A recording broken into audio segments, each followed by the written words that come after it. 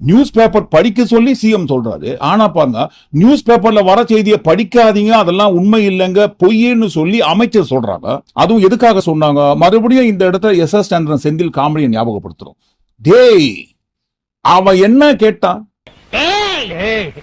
அவன் என்ன கேட்டான்? சௌக்கியமானு கேட்டான். செருப்ப கழிச்சு அடிக்க வர்றேன்னா கேட்டான். கிட்டத்தட்ட அதே மாதிரி இதுதானே கேட்டாங்க. ஆந்திர மாநில முதலமைச்சர் இன்றைக்கு ஒன்றிய அமைச்சர் அவர்கள் கூட்டணியில் இருக்கின்றவர். அவருடைய கட்சியை சார்ந்தவர் தான் இன்றைக்கு விமான போக்குவரத்துறை அமைச்சராக இருக்கிறார்கள். ஒசூர் பகுதி கிருஷ்ணகிரி மாவட்டத்தை தொழில் முடக்குவதற்காக இங்கு இருக்கின்ற தொழில்களை அந்த பகுதியில் கொண்டு செல்ல நோக்கில் அவர்கள் விமான போக்குவரத்து துறை ஆரம்பிப்பதாக தகவல் வந்து கொண்டிருக்கிறது.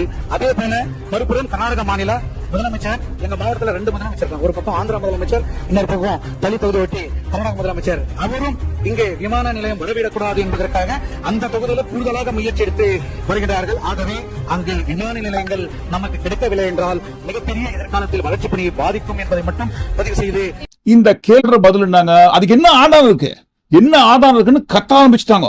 அதுவும் சாதாரணமா இல்ல, ஓன்னு கத்துறாங்க.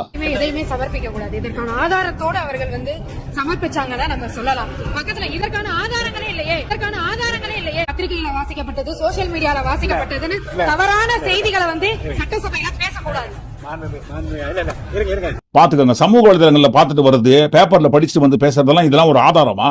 உண்மை எது பொய் எதுங்க? அந்த அம்மா அமைச்சர் கீர்த்தனா அவர்கள் சொல்வதுதான் பொய் என்று ஆதாரம் சொல்லுது. நாங்க சொல்லுங்க, ஆதாரம் சொல்லுது.